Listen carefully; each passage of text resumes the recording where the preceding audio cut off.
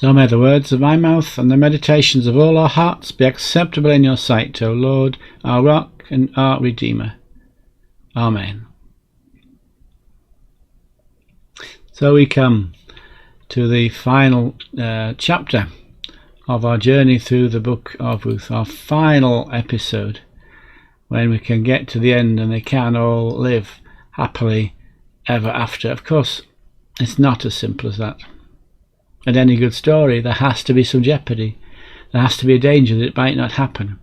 There has to be someone who could spoil the happy ending. And one fly in the ointment is this unknown, unnamed, closer relative, the one who has the first right of refusal to buy the land. We don't know his name. It's an interesting thing, isn't it, in this whole story, where each person's name has meant something, some relevance to the story. This last character is anonymous. We never know his name. He's called Mr. So-and-so or friend or whatever else in the story. But we don't know who he is. He's just a closer relative who wants to buy the land. And that's right and proper. I mean, that's the part of the legalities of the nation, that the Goel, the kinsman redeemer, buys back the land, provides some money for the widow, and of course gets the profits himself. But this unnamed person won't go as far as marrying Ruth, because the two aspects of the law are not linked. Boaz links them, which is a bit cheeky of him. He says, if you buy the field, then you have to marry Ruth. But he doesn't have to marry Ruth. Somebody else could have married her, but that's part of the story, part of the narrative. And because an extra wife and the sons that she would produce would get in the way of his own children's inheritance, he won't take that on. He won't accept that, which finally clears the way for Ruth and Boaz to marry, for love to run its course, whether it's true love or not. We don't know really, do we?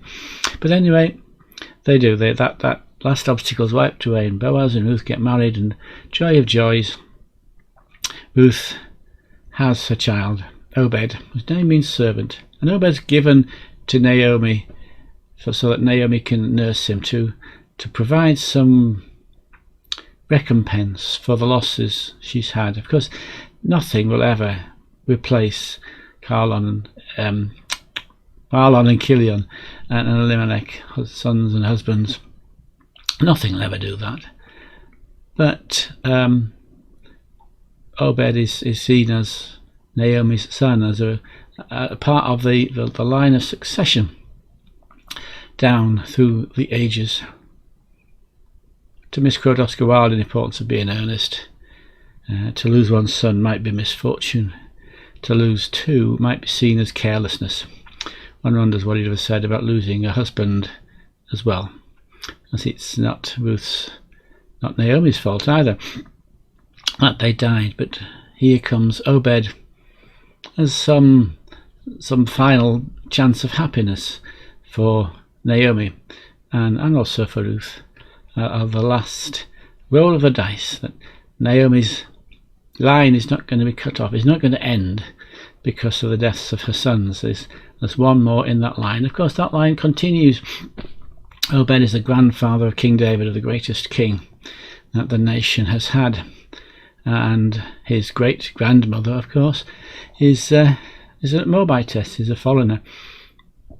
So the symbol of all that is Jewish, the city of David, the Star of David, the name David is still held in so much reverence, and rightly so, because he was a great king. He was flawed, but nonetheless he made the nation great. And for a nation that prided itself on true blood, of course, the blood of David was not entirely 100% Jewish. It was given that foreigner's tint as well, and he was there for her. So what can we learn? What can we learn from these stories? Well, first of all, I think we can learn that God's mercy holds a wider plan than you or I can fully know. this whole story, whether it's a made-up story, a fiction, or a fact, I don't know. It could be one or the other.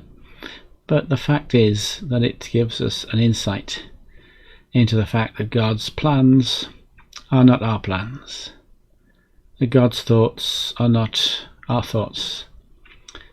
That God has a greater plan. And that even the pains and problems and depressions of this world can serve to be part of that plan. Ruth was brought back from Moab, a widow, grieving, caring for her mother-in-law, and becoming part of that nation. You know, your people will be my people. It comes again and again and again in my thinking as I read it. Your people will be my people, your God's my God. And your God, not singular God, of course, not plural. Your God will be my God, and your people will be my people. And God, through his love, works in them and us the good purpose of his perfect will. We've looked at the three loves of the four. We've looked at the Storge love, the friendship love. We've looked at the Philos love, the humanity's love, the Storge love, the family love. And we've looked at the erotic love, the passionate love, the romantic love. Here is the love of God writ large, working in the warp and the weft of this story for his good purposes. God's plans are not our plans, and God can see a way forward. And God works even in the most unlikely of situations. God works. And secondly, we can see that there's a future as well.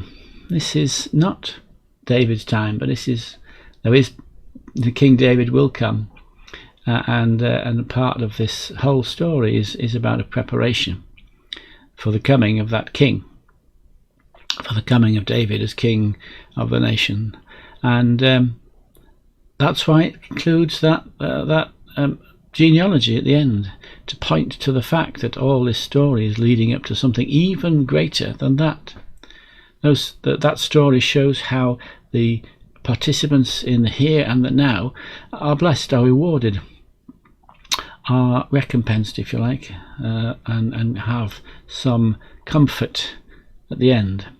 There is happiness, there is joy at the end, even though there's still, I suspect, mourning, particularly in Naomi's case. But there's a longer term plan.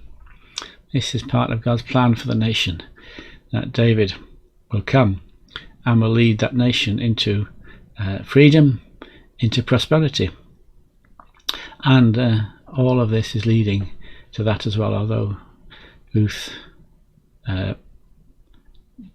Naomi, and Boaz, and even Obed won't see that, yet still it will come. And there's a promise for each one of us. There's a comfort for each one of us, that in our despair, God is still there. God is still working. God continues to do good things in our lives, continues to work in our lives. The phrase, the refrain that's been coming from conference, from my thinking and planning, and reflecting on all that's happening at the minute, is those last words of John Wesley. The best of all is God is with us. As God was with Ruth, as God was with Moab, as God was with Boaz and Obed, so God is with us, still continuing to work his purpose out as year succeeds to year. And who knows what future prosperity, what future goodness there may come from all that we are undertaking at this time. We can read this story and we can apply it to our current times. There is the isolation of the trip to Moab, as in the isolation of the pandemic now. There is a return, uncertain and unsure though it was, and we look and begin to plan for the return to our churches, uncertain and unsure though that will be. And there was a longer term plan that God has in his head, that God is even now moving towards. I love that story that Richard Teal told in his address, his presidential address, about Lloyd C. Douglas, who wrote the book The Robe and the Big Fisherman. He was a student, and he lived lodged in the home of a music teacher, an old man now, who used to sit in his study. And every day Lloyd C. Douglas would go and peep into the study and say to the old music teacher there, the musician there, what's new, what's happening? And every day the answer came the same. The musician would pick up the tuning fork, you bing it, and you'll play it. He said, listen to that. That's the sound of middle C. He said, it's always been middle C, it always will be middle C. He said, the world changes, everything's different, but still this tuning fork is pitched to middle C. God's love for us is the same, yesterday, today, and forever. The best of all is God is with us. Amen.